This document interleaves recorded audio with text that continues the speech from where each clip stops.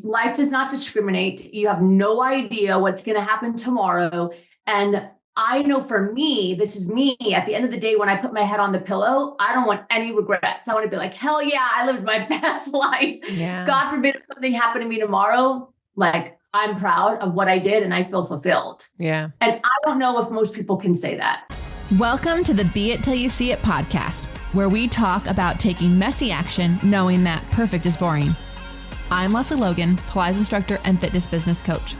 I've trained thousands of people around the world, and the number one thing I see stopping people from achieving anything is self-doubt. My friends, action brings clarity, and it's the antidote to fear. Each week, my guests will bring bold, executable, intrinsic, and targeted steps that you can use to put yourself first and be it till you see it. It's a practice, not a perfect. Let's get started. All right, Be It Babe, get ready. This episode is for you. I mean, they're all for you, but this one is really for you. This one is important and not just inspirational, but my goodness, integral into what you need to know about yourself to take action in what you want in this planet and what this world is. Not every day is going to be a great day. And not every day are you going to feel like the badass that you are. But after this episode, I think you're going to have the tools to communicate with yourself around like, what do you want? Why are you thinking this way? Why is that coming up? Why are you talking to yourself like that? So Neda Nasserdeen is our guest today. And I knew when I met her, she was epic. Now that I've had this time to interview her, I just want to hang out with her as much as I can. Luckily for me, she lives in Las Vegas. But at any rate, here is Neda Nasserdeen. Hi, Be It Babe. Welcome back. I'm so excited for Neda Nasserdeen to be our guest today. She's a powerhouse. I met her through one of your favorite guests, Michael Unbroken, and we had to celebrate July 4th, which feels like a New Year's because I had fireworks together, and we just instantly connected. And I just love her energy and her how she is just seeing the world. And so, Neda, thank you for being here. Can you tell everyone who you are and what you rock at? Yes, thank you so much for having me. It's an absolute honor. So as you mentioned, my name is Neda Nasserdeen. I'm the CEO and founder of Rise Up For You. And we get the greatest honor to work with organizations and individuals around the world to enhance leadership, culture, really all the human skills that we never really get taught, the confidence, the mindset, how to communicate effectively. Those are really the most important skills that we need, not just in our career, but in our personal life. And we often don't get taught that. So we get to do that cool work, again, within companies or one-to-one with individuals around the world. That is so cool. And you're correct. Like no one teaches us how to be analytical anymore. There's zero leadership skills being taught anymore. And so then you have this amazing idea, you start a great company or you start your own business and you have success, but then you have to hire a team or you're on a team and it's like, okay, how do I get people to work for me? Like, how do you do that? So how does this get started though? How did you fall into this? Has this always been a vision of yours? How much time do we have here? Yeah. I'm sorry. So it really, I guess I noticed the gap in my first career. I was a performer. So I used to tour the world internationally. I would do musical theater. I would sing and dance. And I would realize like, when you go on a tour, you have about 40 people on that tour, 40, singers and dancers. And I realized when we would go on tour that there were just so many challenges on the road that when we would travel, but it had nothing to do with our technique, right? Like we were amazing singers, amazing dancers. Like the second we hit the stage, we were flipping rock stars. But when we were driving on the bus or when we had days off or when we were rehearsing, there was continuous conflict. And I'm like, okay, there's a lot of like people challenges on the road. That's when I first started to recognize like there's a lot more to what we do beyond just the technique of singing and dancing. After about 7-8 years, I hung up the microphone, put my tap shoes away, and I actually became an executive for an education corporation. And I saw the exact same thing happening in the corporation. So I'm about 27, turning 28. I have 200 team members under me. These individuals have PhDs, master's degrees, bachelor's, like all the certifications and credentials and everything that you need. But nothing was working in the culture because people couldn't communicate. They didn't know how to lead effectively. The culture was toxic. Individually, people didn't feel fulfilled, lacking confidence, self-doubt, imposter syndrome. And all those things compiled really did not make like a healthy culture or just a healthy and fulfilling life for these individuals. So that's when I really started to ask myself, like, what is true success? And we've been taught for so long, like, chase the degree, get the technique, get the credentials, but no one really ever tells you about the secret sauce, or what I like to call the it factor, that really does make up somebody's success. So again, these were all just like thoughts in my head, and these were things that I was noticing. And I went through my own personal journey. And overnight, I resigned from the company as an executive after about 4.5 years. I moved out of the country to settle down and get married. And in 4 weeks, my husband said he wanted a divorce. So I lost everything. So I went from a 6-figure executive to a house on the lake to $100 in my account, no job, no car, no nothing, to luggage. I get back on a plane from Canada is where I went, back to California, crying, bawling, so confused and embarrassed about what just happened, lost everything.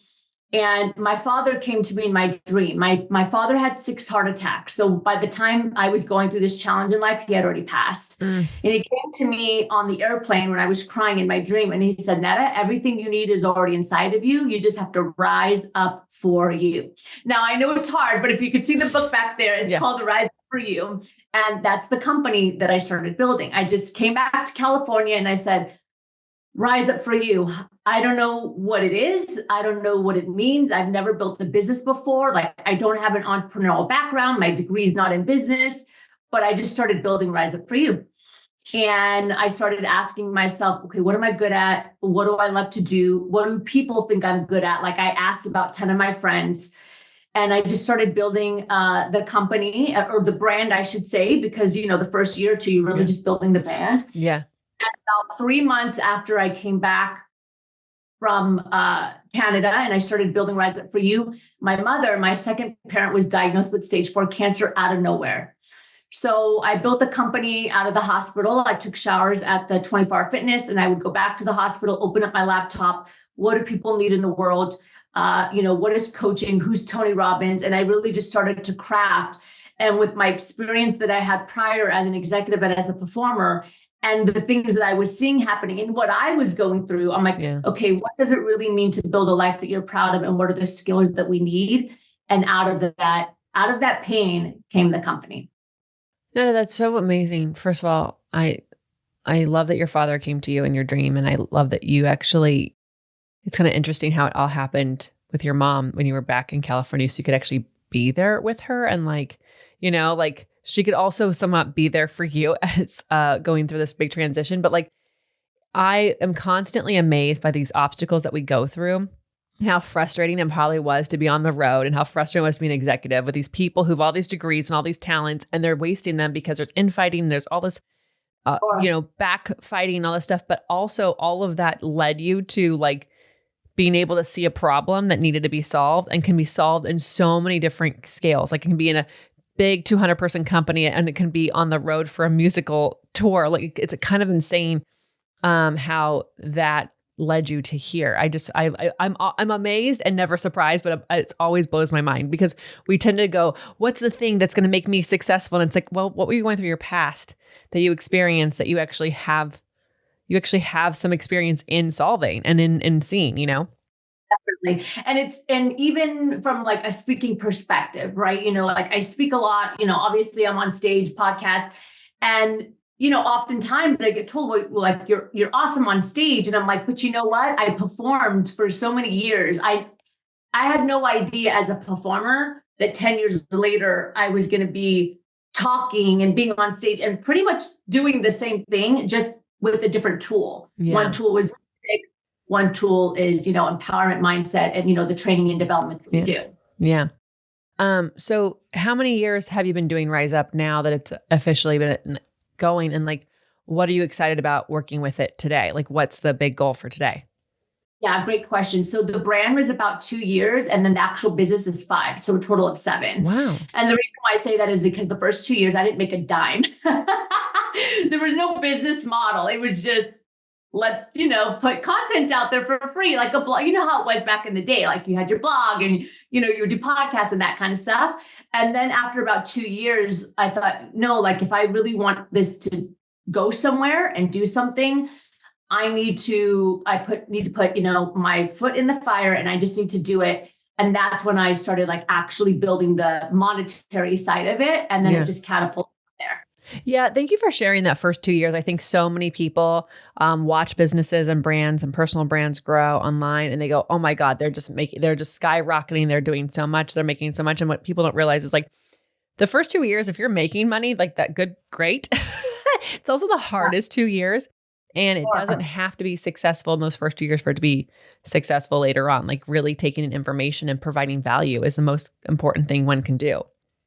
Yeah, absolutely. And especially when you're in the service industry, which, there's a lot of solopreneurs and coaches and consultants out there. Like you're the product. You don't have a product that you could just give to someone and then they're like, oh yeah, give me 10, you're the product. And so you really have to you got to build some clout. You got to build some credibility. You have to build, some kind of brand around you first. Lots of speaking for free, like my first 2 years, just to get out there so that people can see like, oh, she's good on stage or, she's got a great message, or even just to collect footage to put up online. Like a lot of that the first 2 years.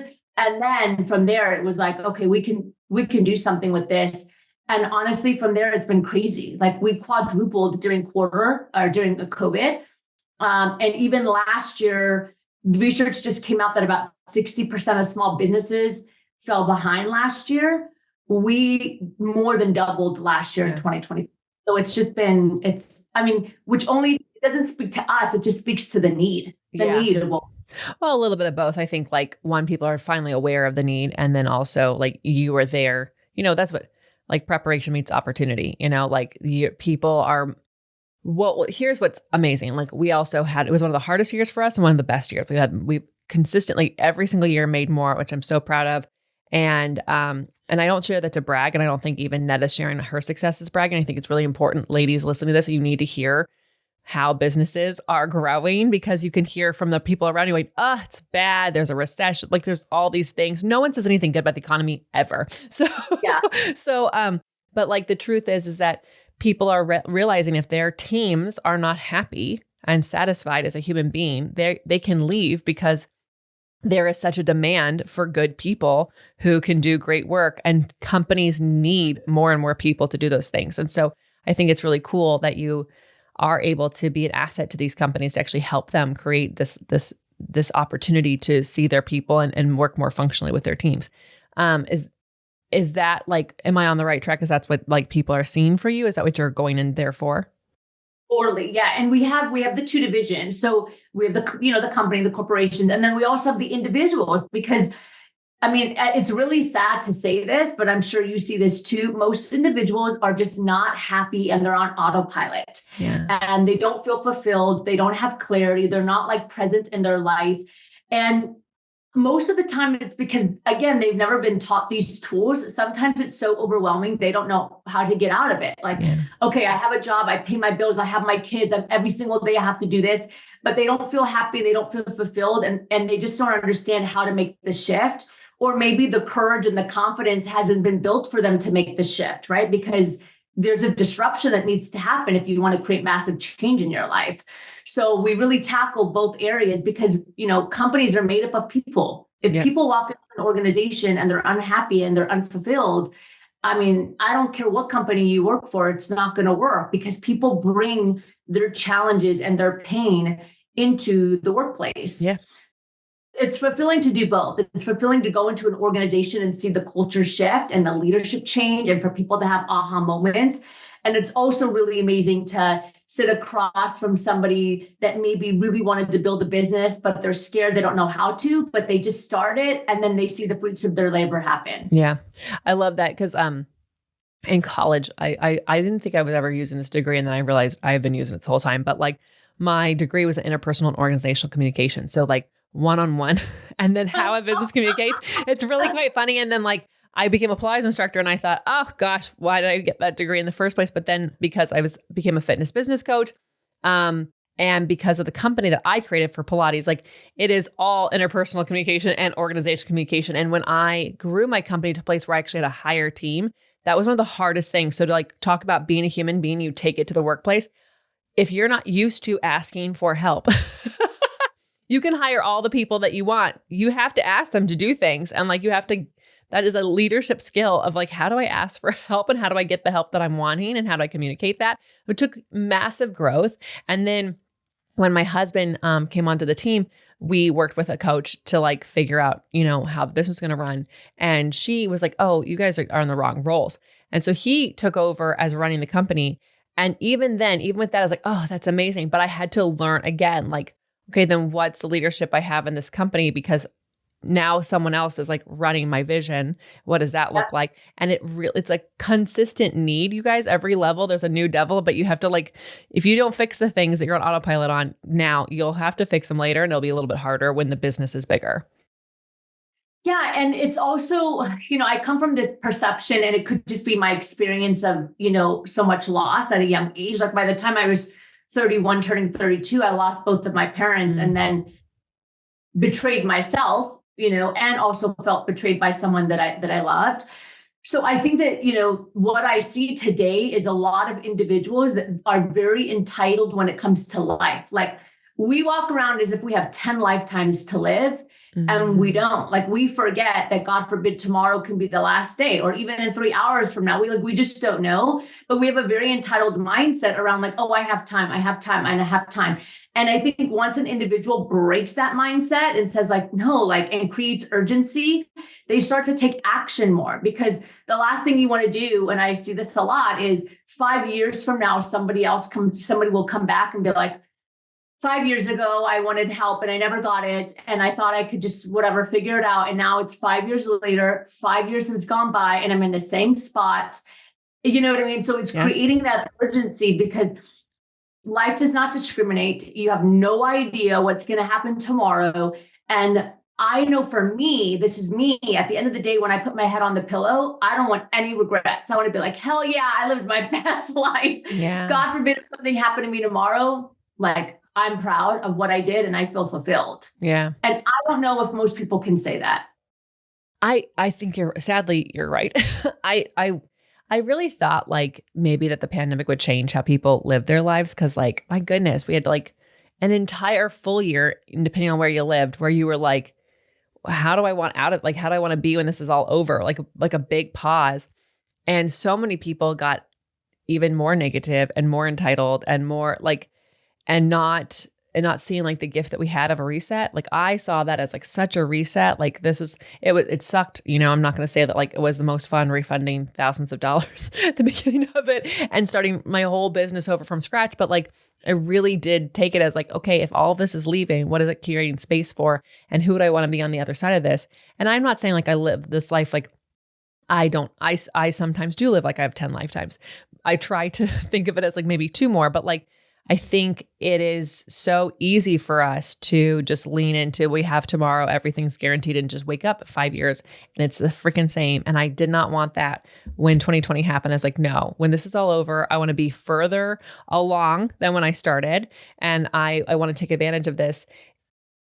I wonder, like, how do you help people speed up the decision to change their life like that? How do we get people to not waste 5 years before they finally come to get your help? Yeah, that's a really good question. The first thing for me, and this is what I see predominantly across all clientele, is confidence. It's self-confidence, because most people don't take action and move forward because they're afraid. They're afraid of failure. They're afraid of rejection. Maybe they don't know how to do it, and they don't have the self-confidence to like sit and learn and figure it out, right? Anytime there's a procrastination or anytime a behavior is occurring, whether it's a lack of action or an action, it's because of the belief system that's been built. So my team and I, we ask every year, we assess thousands of professionals. 83% say their number one challenge is self-confidence.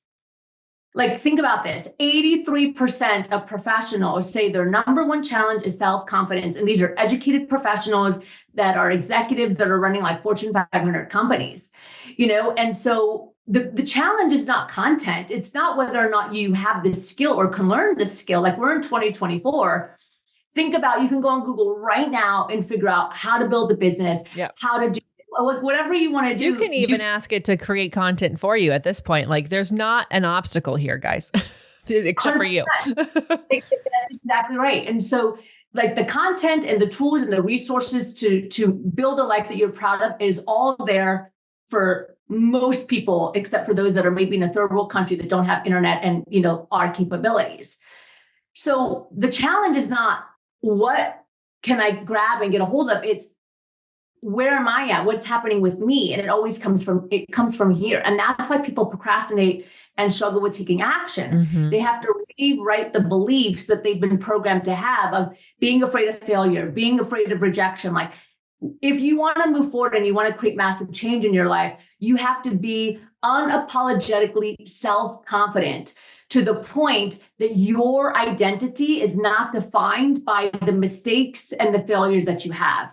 And most individuals struggle with that. Yes. And it prevents them from taking action because they don't want people on social media to see them and be like, oh, look at them today. Or they're afraid of doing a video because people think they're going to, make fun of them. They people please. They're afraid of, putting people down. They don't have healthy boundaries in their life. All of these things cripple people from building the life that they want. Mm-hmm. Mm-hmm. Yeah, it's amazing how much lack of self-confidence there is. It's, it feels like an epidemic of its own. Because like I meet so many people who are so amazing and they just don't have the confidence that they can do the first next step.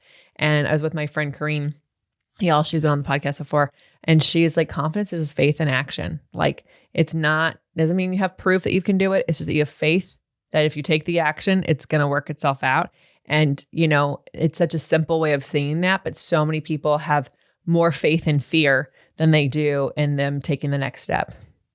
100%. So I break it down in two. Okay. This is the way that I teach, train, and speak about confidence. There's two types of confidence that we have. Okay.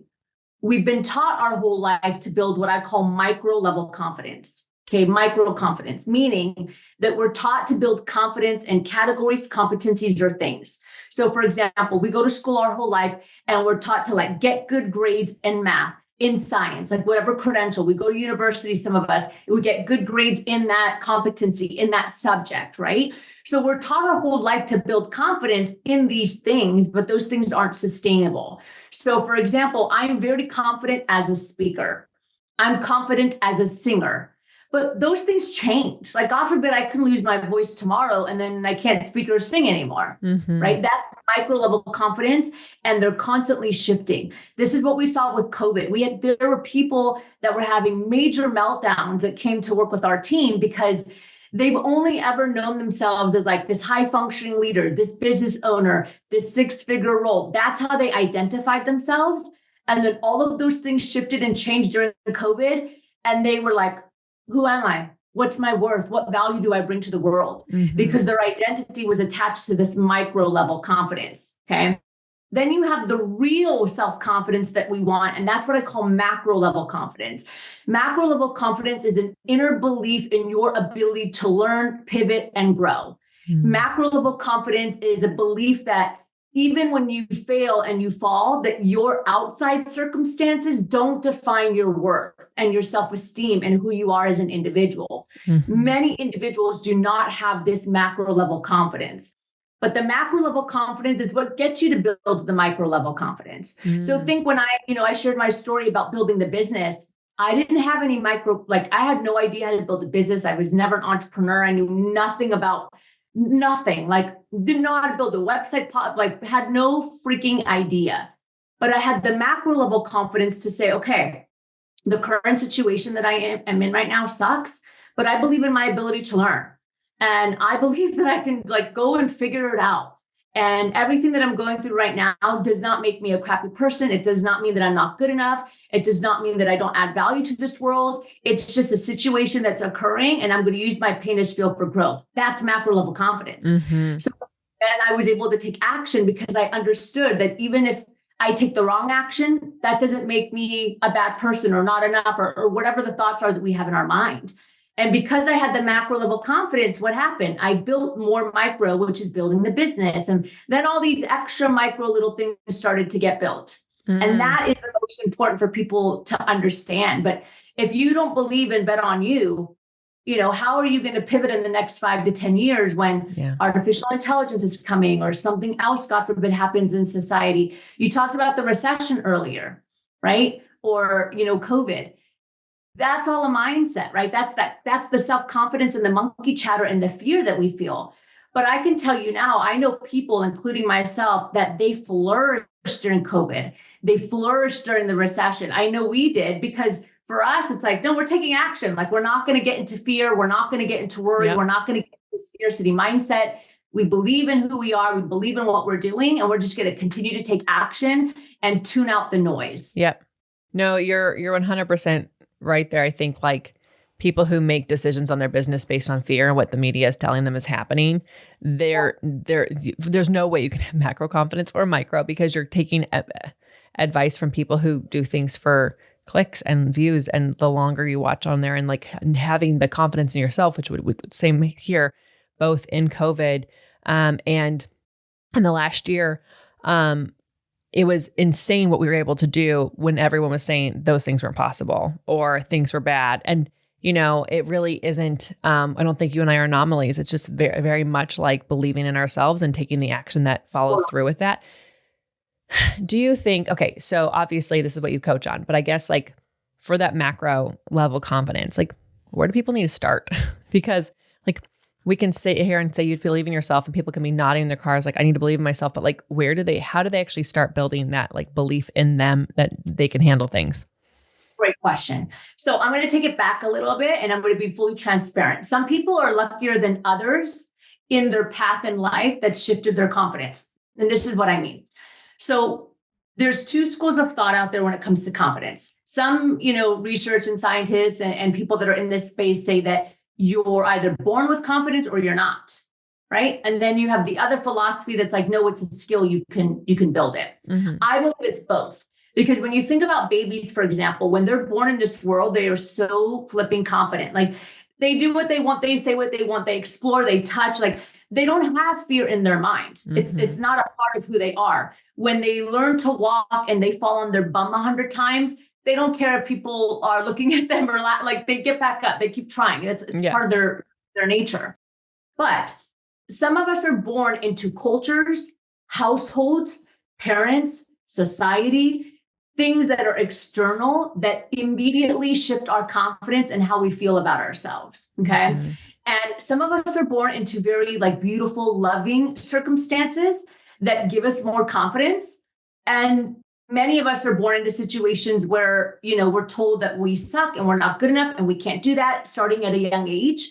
And then you go to school and maybe your teacher says the same thing. And then maybe you get bullied. And so then it validates that. Mm-hmm. And then you get into your first relationship and they break up with you because you're fat or ugly and they don't think you're good enough. And then it revalidates that belief system. Then you get your first job and your leader's unkind to you. So all of those things impact our confidence. And I would say there's only a lucky few that have had like a pretty positive journey that's taught them to love themselves and be confident and be kind. Okay. Yeah. I happen to be one of those people. I'm very lucky. And I always say that because I was born into a family of two parents that when my parents would drive us to school when I was 5, they would say affirmations like, today you're going to be amazing. And we would have to repeat it.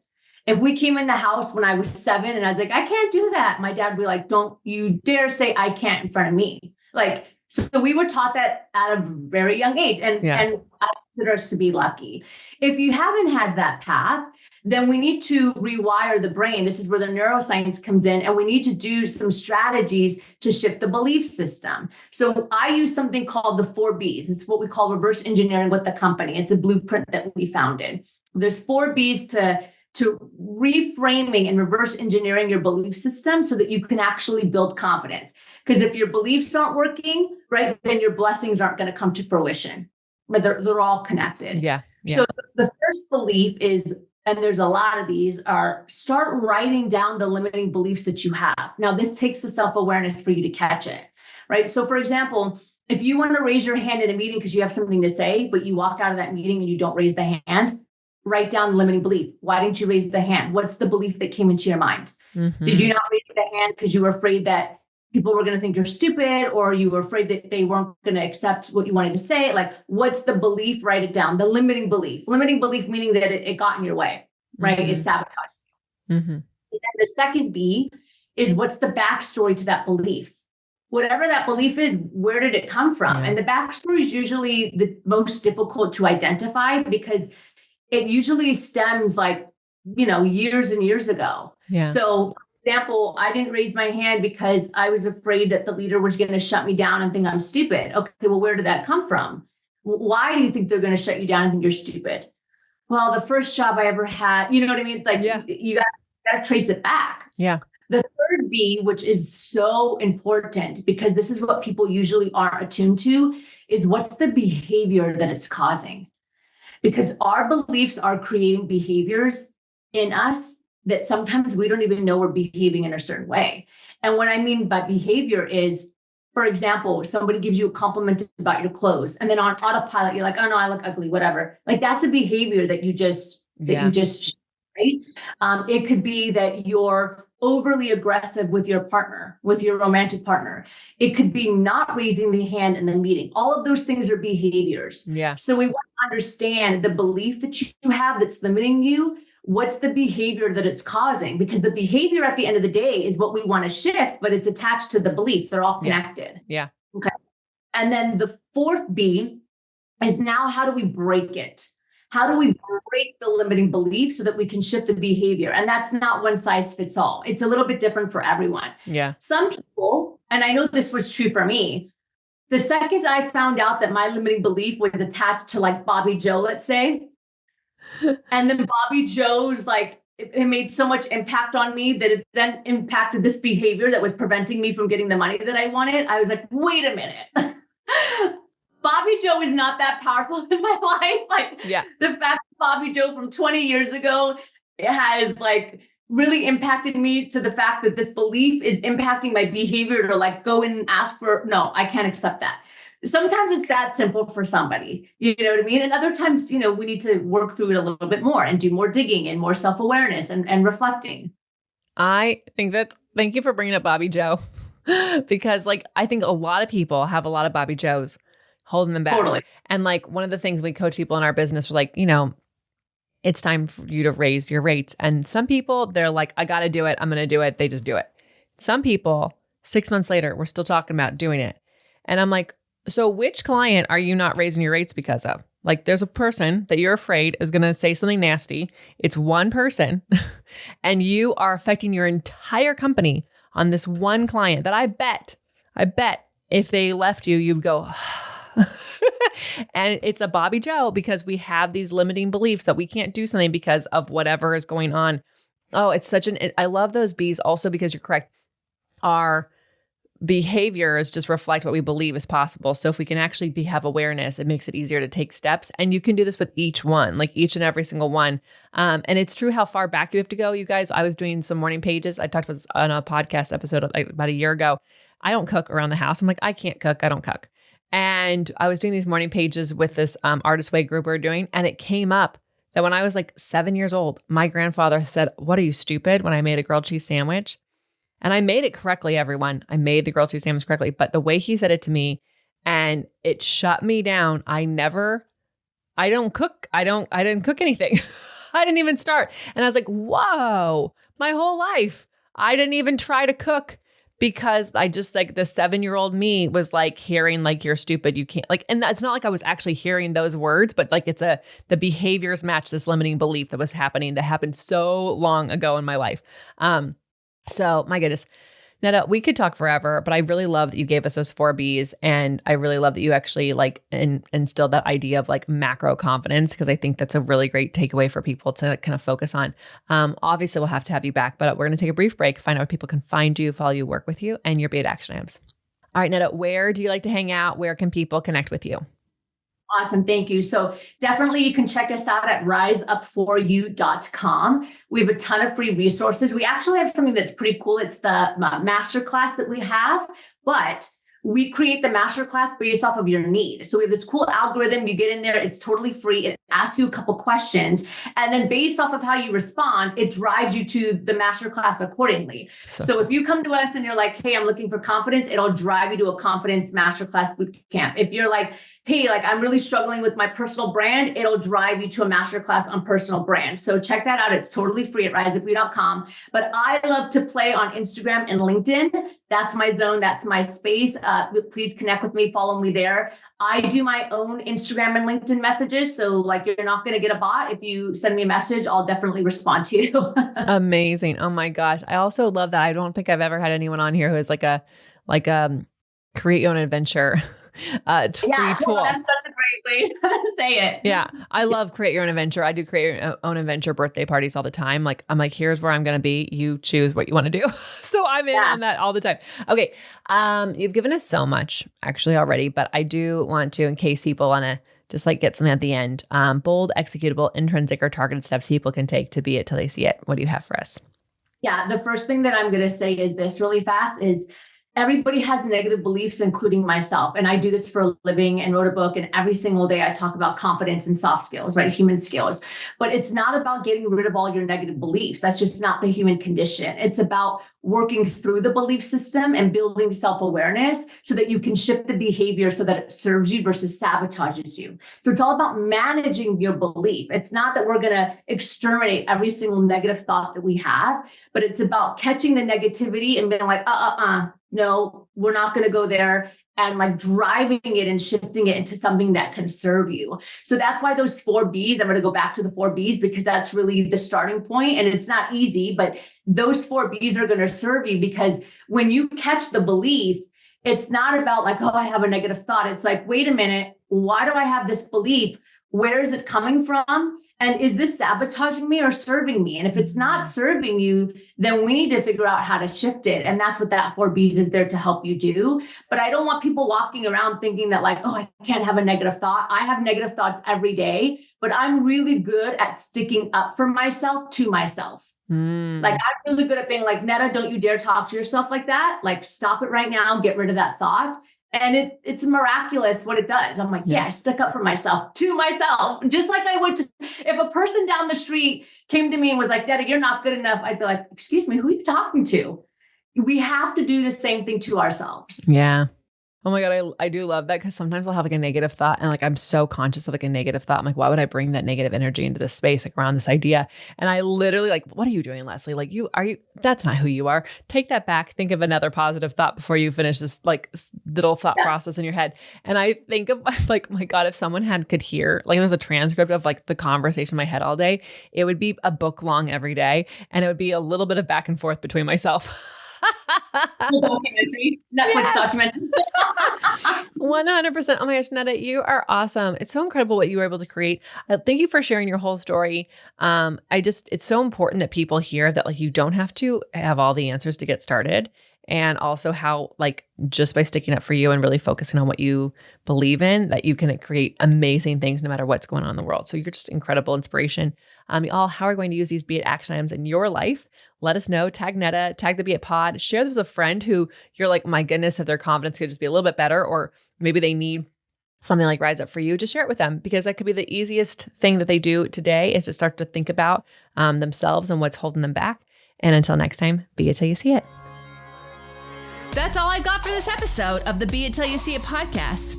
One thing that would help both myself and future listeners is for you to rate the show and leave a review. And follow or subscribe for free wherever you listen to your podcast. Also, make sure to introduce yourself over at the Be It Pod on Instagram. I would love to know more about you. Share this episode with whoever you think needs to hear it. Help us and others be it till you see it. Have an awesome day. Be It Till You See It is a production of the Bloom Podcast Network. If you want to leave us a message or a question that we might read on another episode, you can text us at +1 310 905 5534 or send a DM on Instagram at BeItPod. It's written, filmed, and recorded by your host, Lesley Logan, and me, Brad Crowell. It is transcribed, produced, and edited by the Epic team at Diseño.co. Our theme music is by Ali at Apex Production Music, and our branding by designer and artist Gianfranco Cioffi. Special thanks to Melissa Solomon for creating our visuals. Also to Angelina Herrico for adding all of our content to our website. And finally, to Meredith Root for keeping us all on point and on time.